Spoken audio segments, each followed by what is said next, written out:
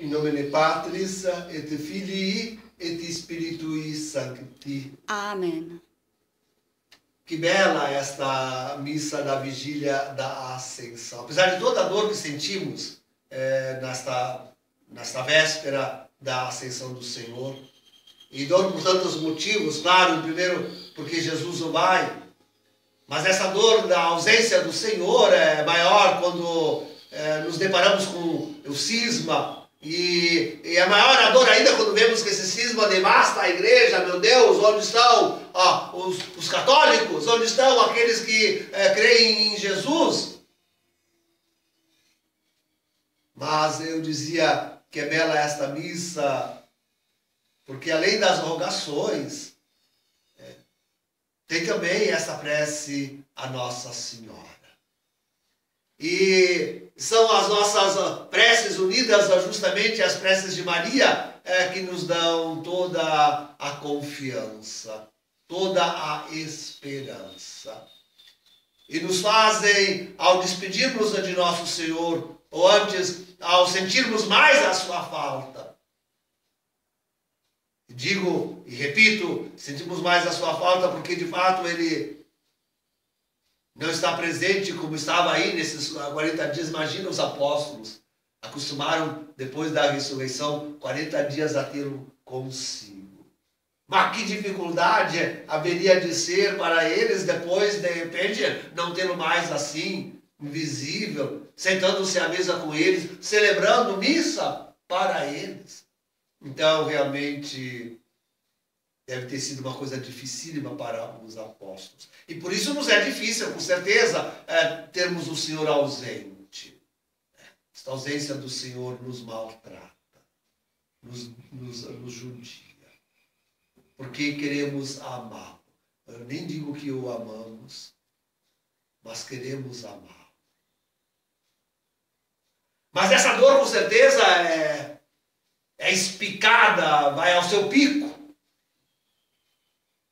quando consideramos que parece ninguém mais neste mundo amar a nosso Senhor e querer-o de volta.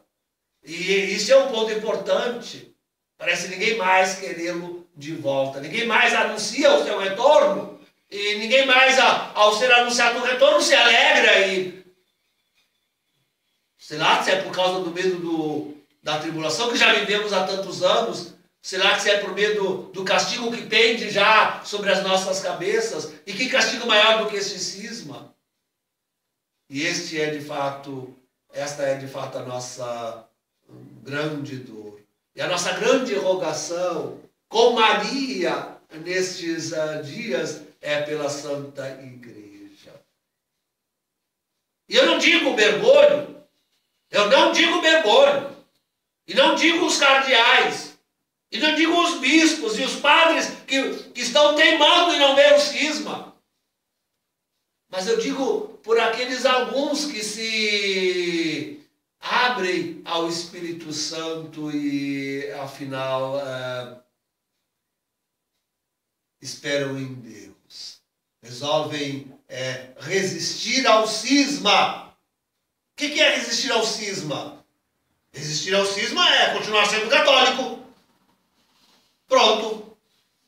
Não da seita de mergulho, mas da Igreja Católica de Jesus Cristo, aquela que ele fundou.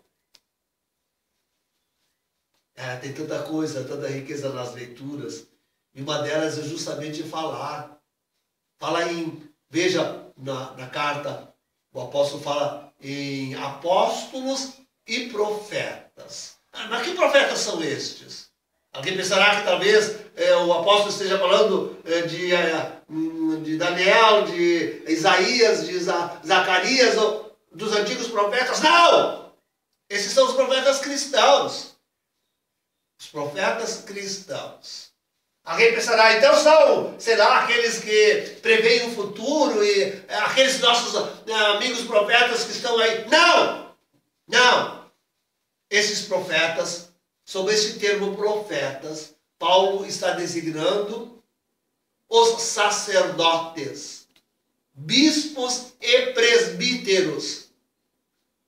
Os dois, bispos e presbíteros são sucessores dos apóstolos.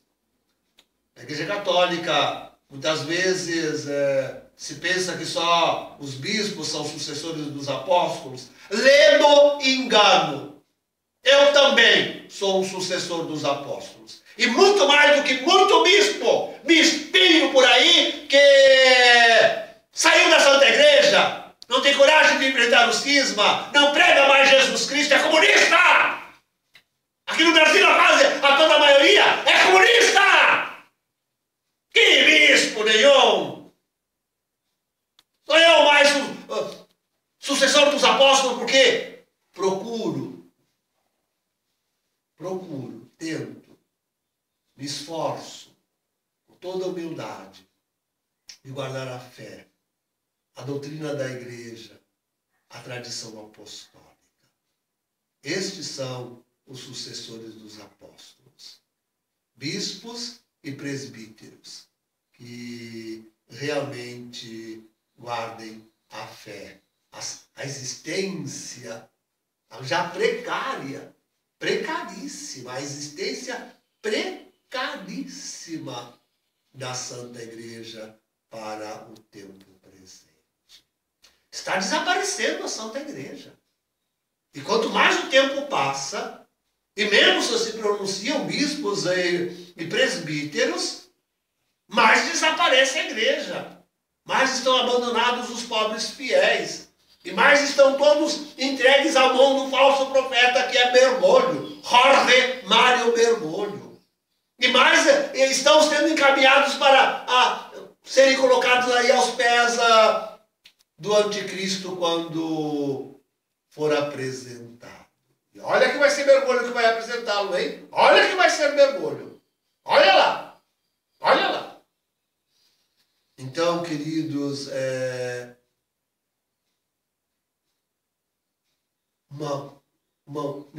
uma dor pungente esta. Cada vez mais sentimos a falta de nosso Senhor por causa disso tudo. Cada vez sentimos mais a falta de nosso. Essa missa, por isso, ela é uma missa também dolorida. Doloridíssima. Porque quanto maior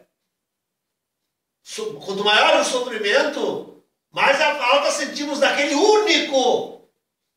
Isto é um ponto, queridos, que deve ser muito rebatido.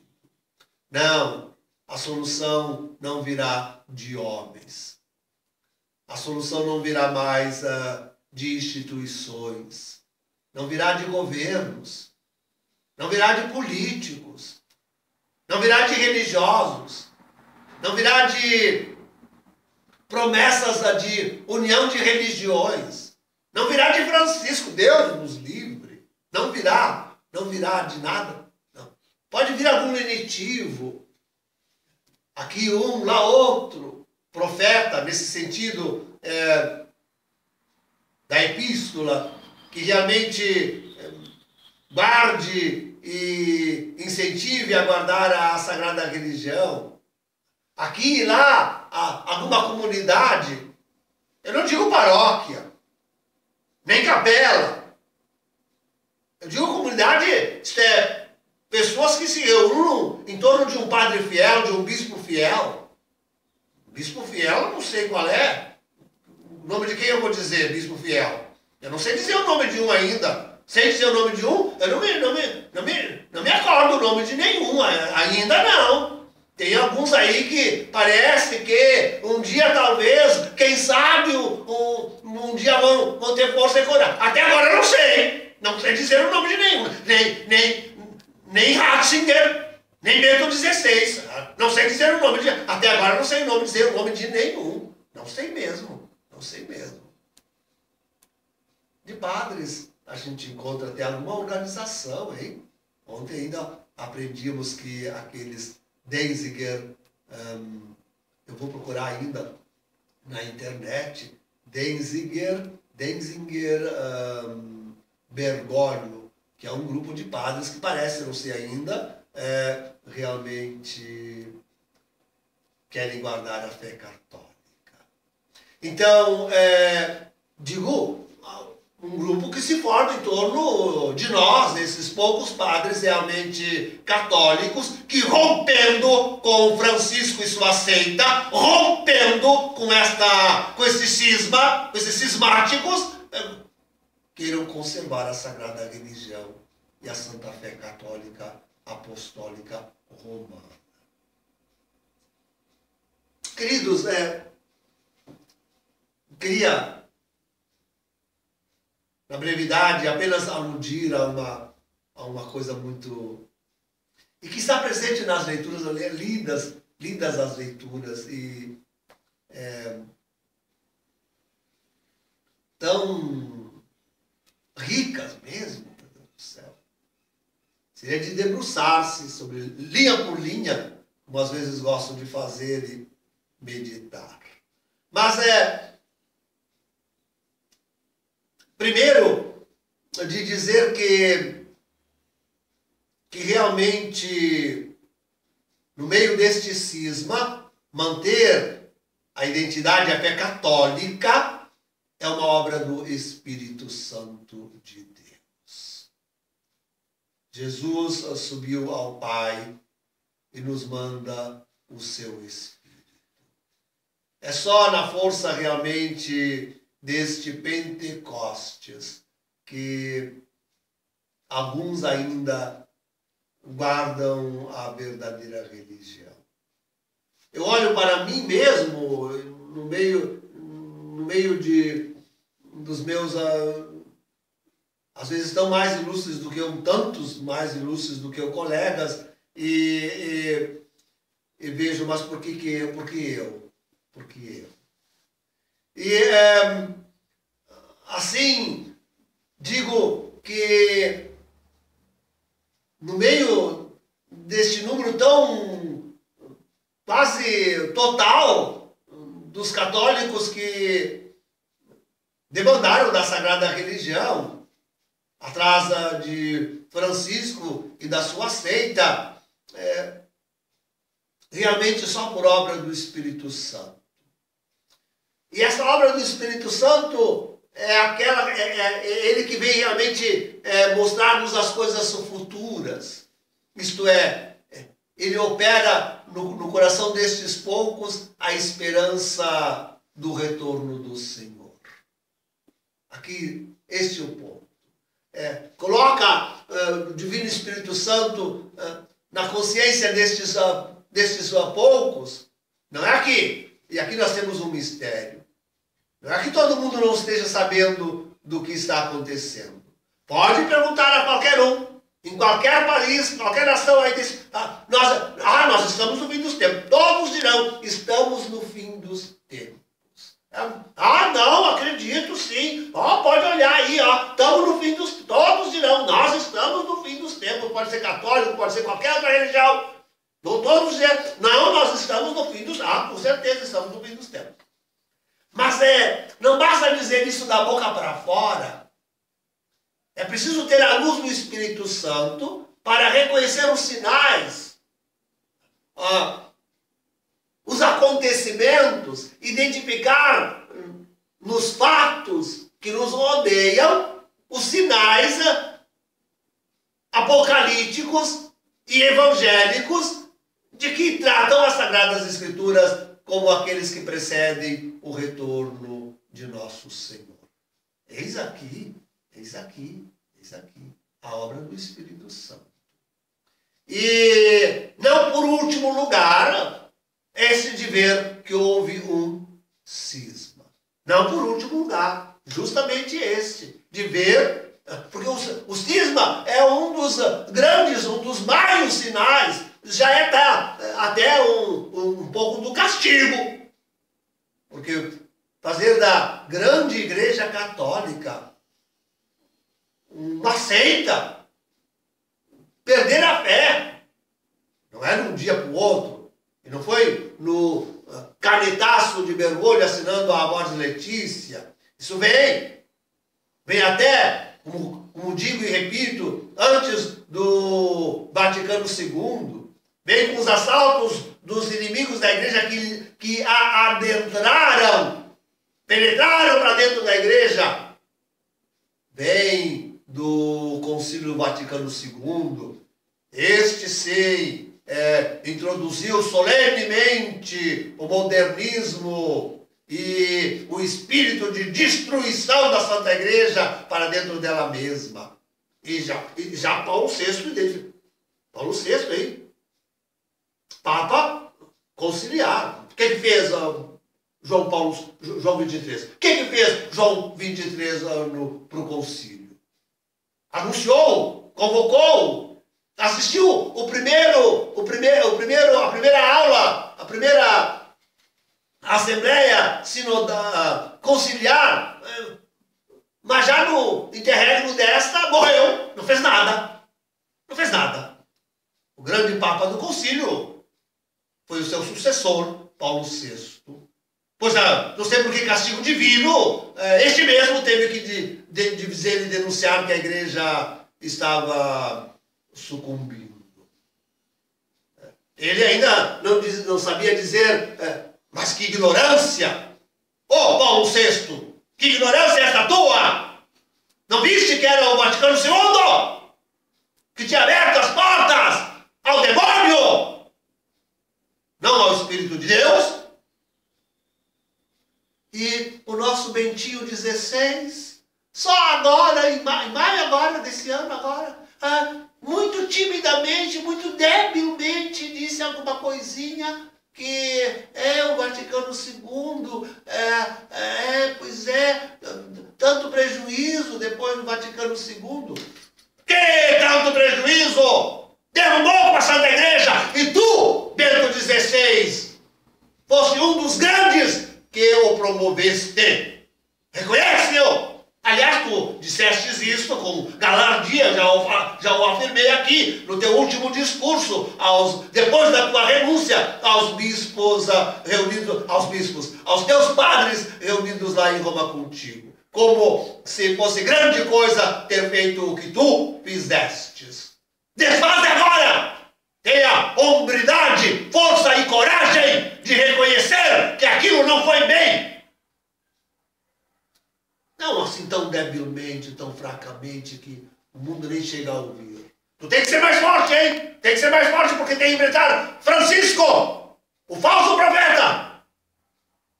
E quem o enfrentará senão tu? Então, queridos, só o Espírito Santo. Quem poderá colocar isso diante dos olhos do mundo?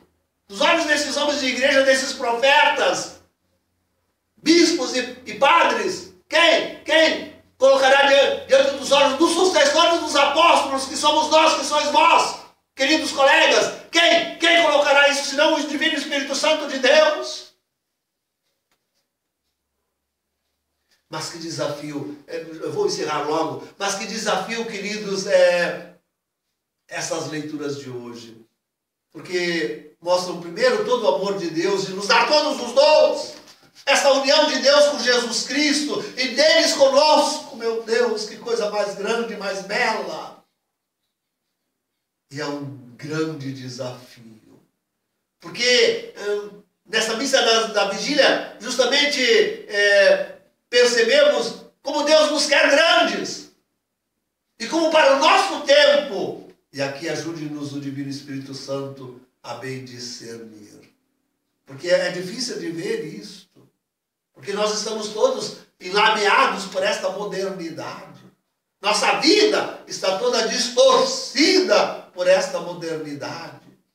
Mas a ideia é esta, que agora, justamente agora, no fim dos tempos, Deus fará surgir os maiores, os mais elevados santos da história da igreja. Oh, meu Deus! Onde estes homens? Onde estas mulheres? Onde estas famílias? Onde estas comunidades santas que recebem do alto de Deus e Jesus esta sua herança última, justamente de preparação para o seu retorno?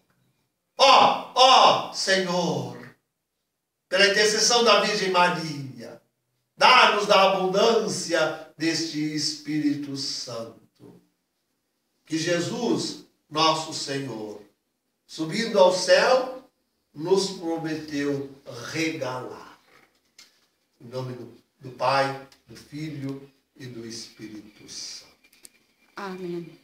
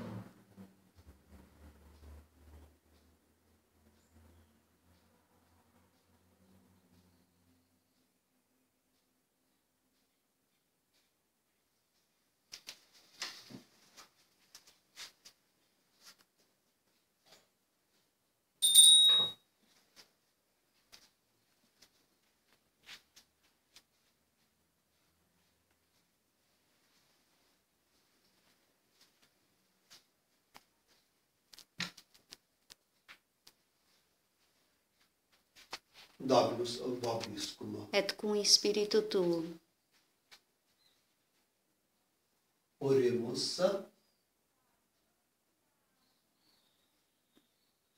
Benedicite gentes Dominum Deum nostrum, et abaudite voti laudis eius, qui posuit animam meam ad vitam, et non dedit como veri pedis meus, benedictus Dominus qui non amorbit de peccatione meam, et misericordium suam. Alleluia.